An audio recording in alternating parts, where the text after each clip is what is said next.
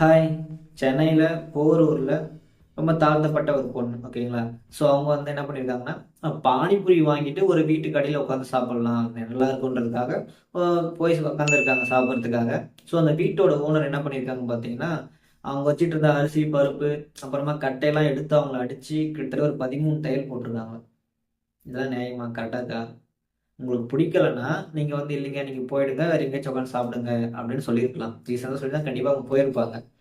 அதை விட்டுட்டு இப்படிலாம் அடிச்சா எப்படி சொல்ல பார்க்கலாம்? உங்க யாரு மேல இருக்க கோவத்தை இவங்க மேல நீங்க காட்டலாமா?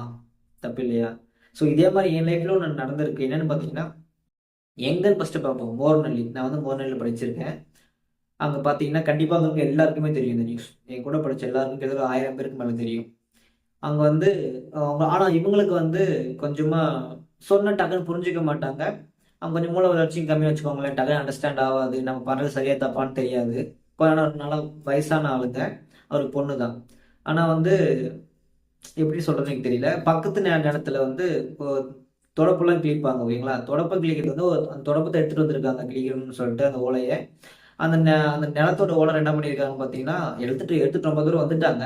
நீங்க வந்து எடுத்துட்டு எடுத்துட்டு போறீங்கன்னு சொல்லிட்டு, வண்டியில வந்து ஸ்கூல் கிரவுண்ட்ல தள்ளி, அந்த தென்னம்பட்டியே எடுத்து அடிச்சு, உடம்பெல்லாம் காயம், மூக்கு, வாய் எல்லாத்துலயும் ரத்தம் ஒழுகுது. அடிச்சு போட்டு அப்படியே போயிட்டாரு. இதை நாங்கள் எல்லாரும் சுற்றி பார்த்துட்டு இருக்கோம். எங்களால் பேசவும் முடியல. நான் அப்போ கிட்ட ஒரு 7th 8th கிட்ட படிச்சுட்டு தான் நினைக்கிறேன். கிட்ட ஒரு 10 வருஷம் கிட்ட ஆயிடுச்சு. இது இப்போ கூட அதுல வெளியே வரவே முடியல. அதனால மறக்கவும் முடியல. ஸோ இந்த நியூஸை படிக்கிறப்ப எனக்கு அதுதான் ஞாபகத்துக்கு வந்துச்சு. ஏன் அப்படிலாம் பண்றாங்க? அவங்களுக்கு பிடிக்கலன்னா பிடிக்கலன்னு சொல்லிடுங்க. அவங்க வந்து போயிட போறாங்க. இல்லைன்னா இங்க ரீசெண்டாக சொன்னா கண்டிப்பா அவங்க போயிட போறாங்க. ஆனா இவங்களுக்கு வந்து சொன்னாலே அவங்களுக்கு புரியுற மென்டாலிட்டியும் கிடையாது. அவங்க மென்டல் ஹெல்த் எப்படி இருக்கும்னு தெரியும். தினமும் பாக்குறீங்க, நீங்களும் பார்த்துட்டு இப்படிலாம் அடிச்சு எப்படி சொல்லுங்க பாக்கலாம். பட் இந்த மாதிரி உங்கள் லைஃப்பில் ஏதாச்சும் நடந்துருந்துச்சுன்னா கமெண்ட் பண்ணுங்கள், நாங்களும் தெரிஞ்சுக்கிறோம். அண்ட் இவங்க பண்ணுறது சரியா தப்பா நீங்கள் சொல்லுங்கள். டாட்டா பை பை, பார்க்கலாம். நன்றி.